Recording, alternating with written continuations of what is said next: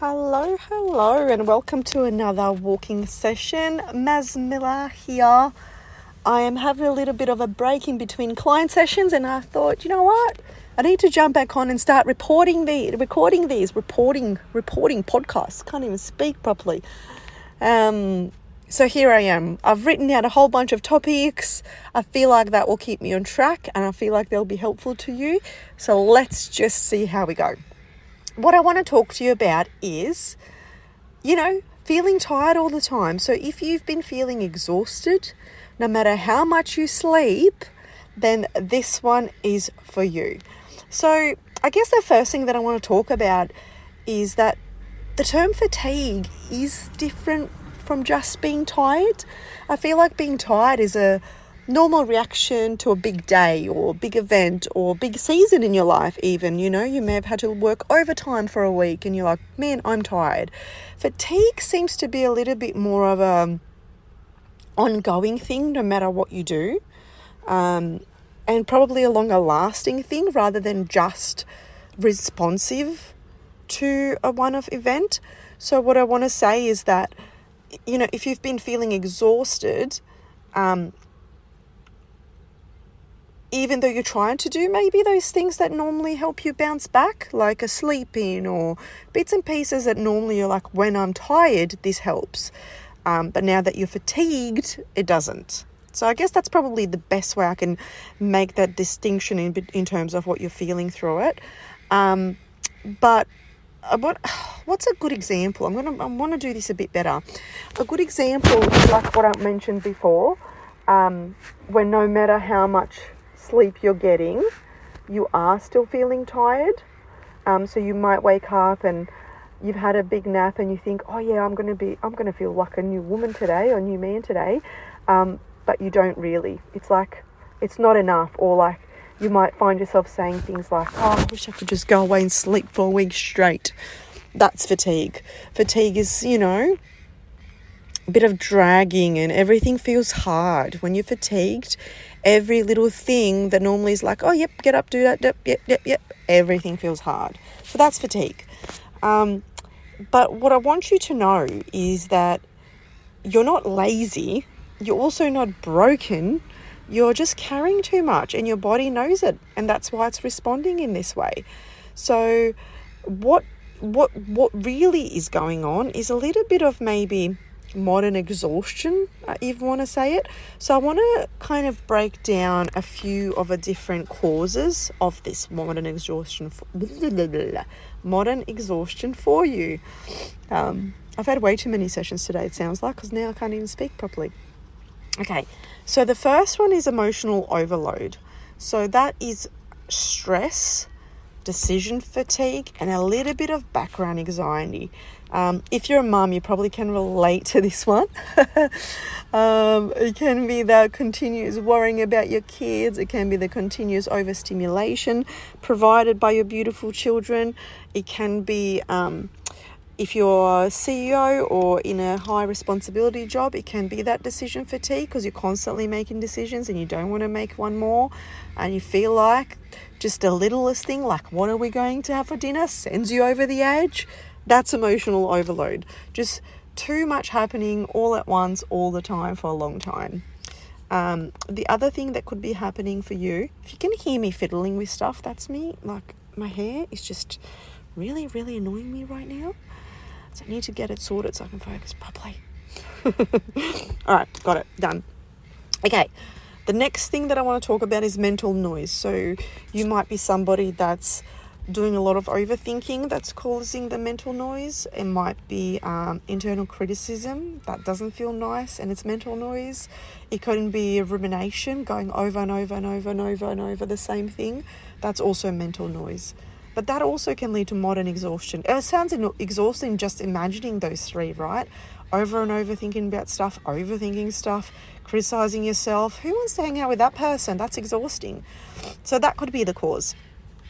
The other thing could be sensory overstimulation, like I mentioned in that mum example. It can be noise from your kids or your workplace. If you're, say, working on a building site or on a loud environment. It can be screen time, too much screens, whether it's from work, and it can be just even demands like three people needing three things from you all at the same time.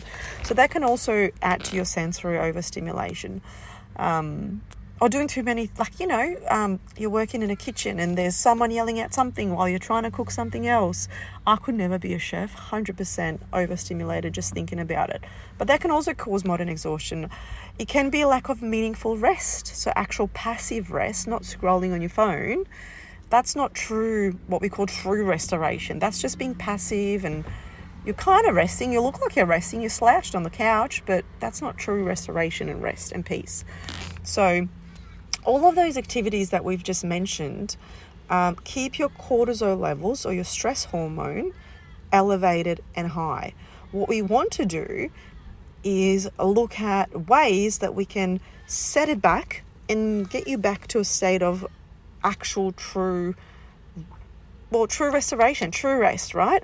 Somebody that speaks about this is Dr. Saundra Dalton Smith. Gosh, that's a mouthful. And what she speaks about is the 7 types of rest. So she's got very distinct types of rest that we need, and it's not just sleep. The first one is physical rest. So it's passive like sleep, or it can be active like stretching. So one way that you get physical rest is by doing it passively, like going to bed, or actively doing something like a gentle stretch. The second type of rest that you need is the mental rest, which is a break from problem solving or decision making. So you might just want to switch off. I like to mentally rest by watching trashy reality TV, because I definitely don't have to do any problem solving and decision making when I do that. Sensory rest is the third one. Less screens, less lights, less noise, just like turning it all down. One way that I do this in our house, my husband will always say, you'll turn every other light on, but the actual light on. And the reason why I do that is I find bright lights so stressful at times that when I need the sensory rest, I will turn all the lamps on before I go to that. And it's just so relaxing just thinking about it. The next one is creative rest. So it's a space to just appreciate beauty or to be inspired. Going out in nature, obviously I'm going to say that one is really, really good for this one. Just to take all the beautiful things around us in. So that's creative rest. Number 5 is emotional rest. Emotional rest is the freedom to express feelings without people pleasing, right? So it's like not having to worry about or taking responsibility for everyone else's opinions and everyone else's take on things and how they're going to react, and simply being able to freely express yourself. I feel like emotional rest, the opposite of emotional rest and a sign that you're not getting enough of this is other anger outbursts, where you say lots of things in an angry way and you're like, I shouldn't have to say it this way. Take emotional rest. Then the number 6, we're nearly there, is social rest, which is time with life-giving people or time alone from the draining ones. So whatever it is that you need. I'm mentioning both of those because if you're an introvert, you likely need just time to yourself. If you're an extrovert, you might need time around a life-giving person, somebody that makes you feel good when you walk away from that conversation. And I'm the middle, so I kind of need both of these for social rest. The next one is spiritual rest. That's the final one. And it's just a connection to purpose or something bigger than yourself. Like just that meaning in life. It's called spiritual rest, but to be fair, it can be just your children and finding meaning in why you do what you do. So, we're taught to sleep more when we're exhausted, but it might just not be physical. So you might need all of these other things, the emotional, the sensory, all the noise, the notifications, permission to just be still and not productive. That's really, really good. I know I've come across a TED Talk before. I'm sure there was a TED Talk on this. There's definitely a book called Sacred Rest, if this is something that you're interested in, that you can dive into further.